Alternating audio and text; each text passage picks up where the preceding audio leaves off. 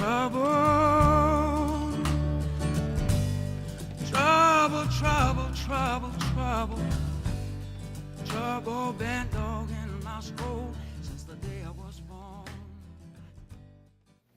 Hey guys, NEK Fly Fishing here, and today we're going to be tying a variation on a pheasant tail flashback. As you can see, we're on a curved shanked hook. This is a TMC 2487 hook.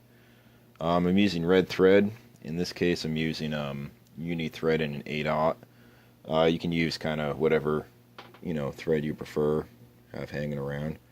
So we're going to go in and go ahead and tie these pheasant tail fibers in. And those tips are going to provide our tail. I like kind of a shorter tail on my pheasant tails. Usually about not quite half the length of the hook shank. Yeah, that one's a little short there, but you know what? We're going to go ahead and go for it here. For my rib, we got UTC Ultra Wire, hot yellow in a size small. Really kind of fell in love with this hot yellow color. I use it for a lot of my ribs. I've been using it for body materials. Cool little color. So as we wrap that rib in, I'm going to go ahead and add some extra thread to the base of the hook shank here to kind of help build the taper for the fly. That's not bad there. So we're going to go ahead and wrap this pheasant tail up here. We'll go over, cover the tie-in point, and then wrap forward.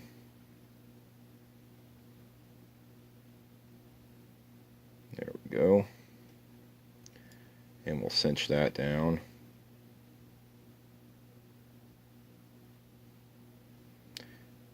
And now I'm going to go ahead and counter wrap the rib. Oh, and we got a runaway. Look at that. That's okay. We'll go ahead and trim him off there. So we're going to counter wrap this rib here.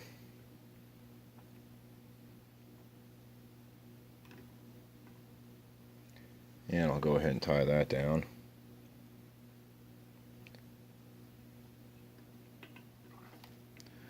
This particular hook right here is a size 14.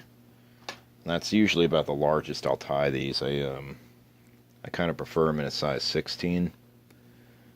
And for these flies, I'll generally tie them unweighted and then fish them as a point fly with a heavier, either a heavier nymph in front of it or under a nice hopper or large dry fly. So for our wing case, I'm using a pearl material that comes in a sheet. See there, it's definitely lately become my favorite wing case. It just looks awesome underwater. And for the thorax dubbing, using Arizona synthetic peacock dub. This is good stuff.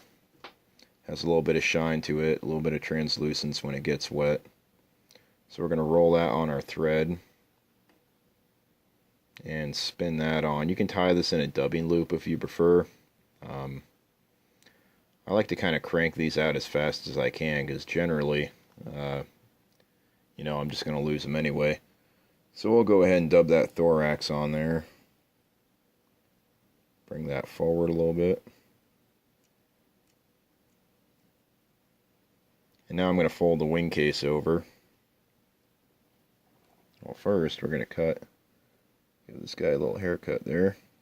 I'm going to go ahead and fold that wing case over. Pinch down with my left hand and take a few loose turns to kind of secure that wing case down. And then I'm going to pull the excess wing case back and take a few more turns in front of it. And that's going to help lock everything down there.